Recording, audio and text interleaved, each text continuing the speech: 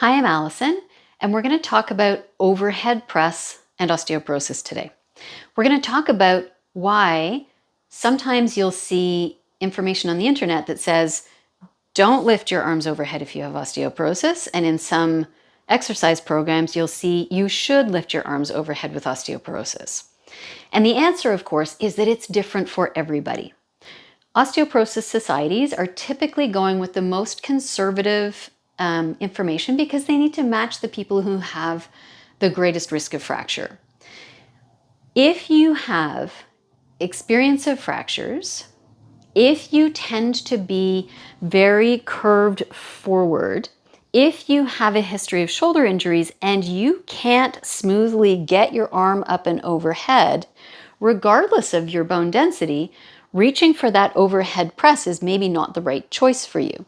In that case, we want to work towards your greatest possible range of motion to get you as close as we can get to lifting overhead because it's a really good, really important fundamental human movement. If you don't have a history of fractures, you don't have a shoulder injury, and you can reach your arms overhead, then for sure for you, an overhead press is probably a really great exercise. There is a proviso to this though. Many people don't actually have the shoulder range of motion that they think they do. So I want you to try this experiment.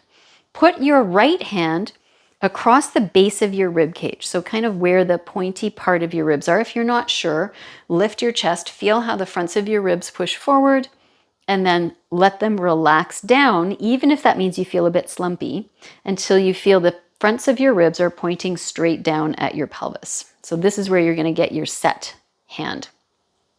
Take your left arm, keep your elbows straight, and slowly reach your arm up towards the ceiling. And what you're looking for is there a moment when you start to feel your ribs moving forward or your elbows starting to bend? And both of those are indications that you've hit the end of your actual shoulder range. And if that place happened not with your arm pointing straight up to the ceiling, then that's a really great place for you to start your work. So working on driving your arm up with control, avoiding pain, without moving your ribs and your spine, without bending your elbow, without taking your arm out to the side. You can really work on that. You can make big circles. We want to make something that is very controlled. We're looking for a real joint mobility exercise here. So you could be playing with internal and external rotation at different heights and different positions, and gradually working towards getting your arms straight up and overhead. If you can, in fact, bring your arms straight up and overhead, then you can start to add weight. So because we have osteoporosis and we are maintaining our spinal position, it's very important that you have an amount of weight that allows you to keep the same distance between your ribs and your hips on both sides, so there's not a big sideways bend in order to push the weight up. You start with your thumb tucked in towards your collarbones, other hand on your ribs as a reminder to stay super focused, and then press up and slide back down. Your shoulder blade and your collarbones will lift slightly on this side, but we're not looking for a big side bend. Your shoulder blade will rotate, but we're not looking for a big hike. And you do want to get your arm fully straight. You're looking for the amount of weight that means you can do 8 to 12, maximum of 12 repetitions with good form and good technique. If you can do more than that, go for a heavier weight. If you can't do that, go for a lighter weight. And then you can do 3 sets with a short break in between. So a set of 8, 10, 12, break for a minute, another set, take a break for a minute or two, and then another set. But what if that's not you? What if it's not appropriate for you to bring your arm overhead? Let's talk about that. If you have a history of fractures, spinal fractures specifically, if you know that your spine is curved forward, if you know that the fronts of your shoulders are really tight, and when you try and bring your arm up, you get stopped at about shoulder height or not much higher, or you get a big push forward of your ribs and your pelvis, then we have a couple of additional things that we want to play with. We want to get some opening across the front of your chest and shoulders. And I can never remember what side it goes.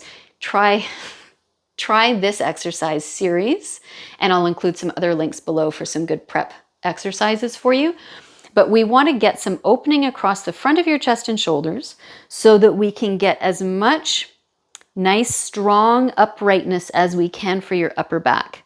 And then you can start to work on that same shoulder mobility that's going to get you as close as possible to having your arms straight upright. You might not want to add weight here, but if you want to be building strength and you want to be working on some resistance, you can be going in a different angle. So instead of trying to go straight up, we're looking at going forward.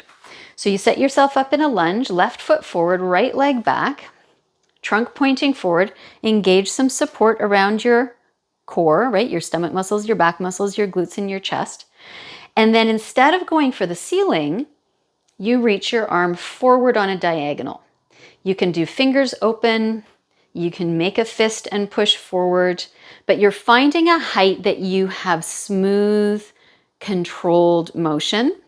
So again, that might be almost more like a punch forward rather than an up. You're trying to find your comfortable, appropriate zone. If you want to add some extra resistance, you do so with a stretch band. A weight's not helpful at that angle.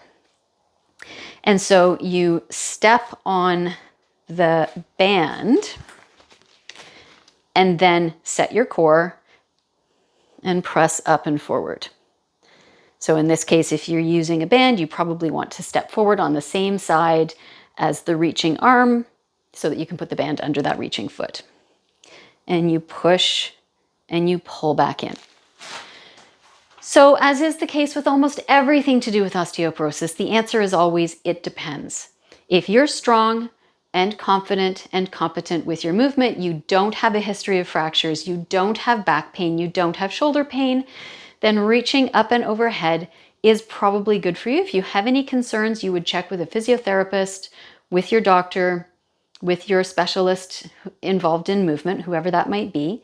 And if you don't feel like that's appropriate for you, if you have fractures, if you have a hyperkyphosis, if you have a shoulder injury, then you move in a different plane where we're still trying to increase your range of motion. We're still trying to make sure that you're strong.